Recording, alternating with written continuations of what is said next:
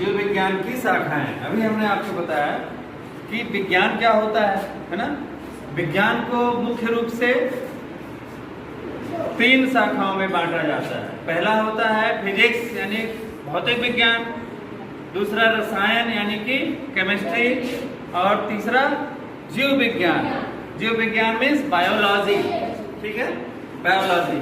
Biology में हमने भी बताया था जीव विज्ञान की शाखाएं यानी ब्रांच ऑफ द बायोलॉजी, यानी कि बायोलॉजी की शाखाएं, जीव विज्ञान की शाखाएं मतलब ब्रांच में शाखा ऑफ द बायोलॉजी। बायोलॉजी में जीव विज्ञान, जीव विज्ञान की शाखाएं।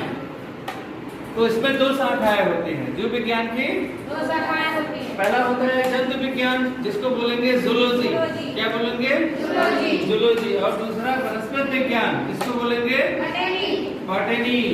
तो जंतु विज्ञान का मतलब जिसमें जंतुओं का अध्ययन करते हैं, जैसे अभी बताते हैं, और वनस्पति विज्ञान का मतलब जिसमें वनस्पतियों का अध्ययन करते हैं, है ना, उसको बोलते हैं वनस्पति विज्ञान।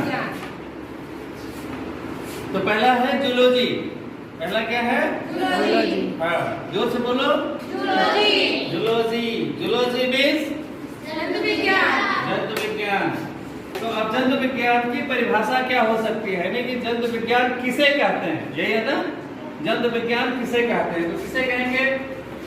In this branch, in means में, दिस मीन्स यह है, इस ब्रांच मीन्स शाखा, यानी इस शाखा में ऑफ द साइंस, किसकी शाखा में? ऑफ द साइंस यानी विज्ञान की शाखा में।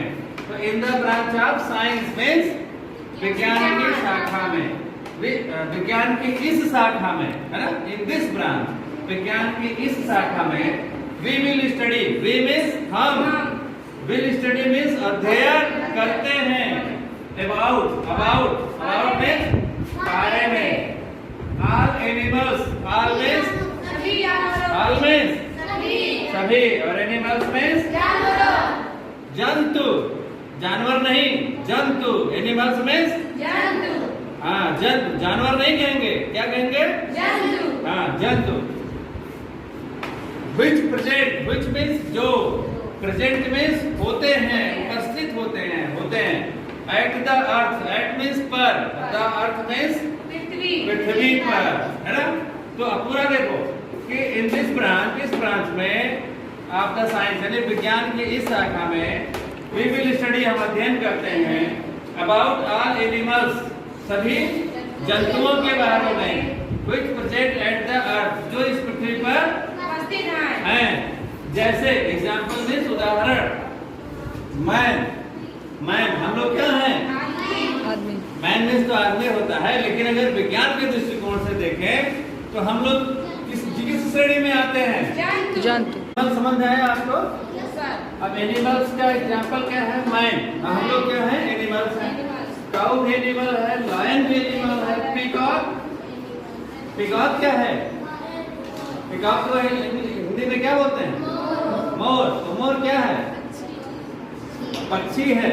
तो पक्षी तो है, लेकिन पक्षी किसके अंतर्गत आएगा? एनिमल। वो भी एनिमल है, वो पक्षी भी एनिमल है, हम लोग भी एनिमल हैं, शेर भी एनिमल है, काऊ भी एनिमल है। और वायरस, वायरस का नाम सुना है? Yes sir. अभी जैसे कोरोना वायरस आया था, पूरा संसार बंद हो गया था, तो क्या हुआ?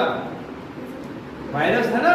वायरस क्या है? वो भी एक प्रकार का विषाणु, विषाणु है या जीव है कह सकते हैं, लेकिन अब वो भी जंतुओं की श्रेणी में ही आएगा।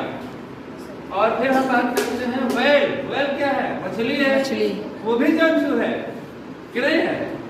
वो भी जंतु है। तो ये सब जंतु है। हिंदी में बोले तो विज्ञान के इस शाखा के अंतर्गत हम पृथ्वी पर उपस्थित समस्त जंतुओं का अध्ययन करते हैं।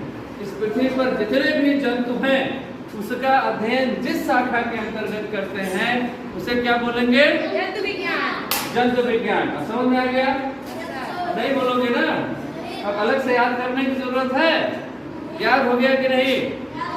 सावधानी से समझोगे, रोज पढ़ने आओगे तो इस तरह से पढ़ाया जा रहा है कि दोबारा तुमको घर पे जाके याद करने की जरूरत नहीं पड़ेगी। बस ध्यान से यहाँ पे समझो क्योंकि एकाग्रता बहुत जरूरी है। एकाग्रता और निरंतरता, लगातार पढ़ने आना है। और यहाँ जब बैठो तो पूरी सावधानी से बैठो, पूरा दिमाग यही लगाओ। दिमाग और कहीं ना लगाओ कि वहाँ चौराहे पे क्या हो रहा है, घर में क्या हो रहा है, शाम को जाएंगे तो मम्मी मारेंगी, ये सब दिमाग में मत सोचो। जब पढ़ने बैठो तो पढ़ो, ठीक है? हाँ, एकदम और कुछ मत सोचो, केवल इस क्लास के बारे में सोचो। तो जब यहाँ पढ़ते समय अगर माइंड को कंसंट्रेट करोगे तो हमेशा वो चीज याद रहेगी, क्योंकि because concentration and regularity is a must for good study. If you will be concentrate in your class, then you can success in your life. समझ में आया? यानी कि अच्छा अध्ययन करने के लिए, अच्छी पढ़ाई करने के लिए, सब चीजें याद रखने के लिए आपको रोज पढ़ने आना जरूरी है। और इसके साथ साथ अपने दिमाग को एकाग्र रखना जरूरी है।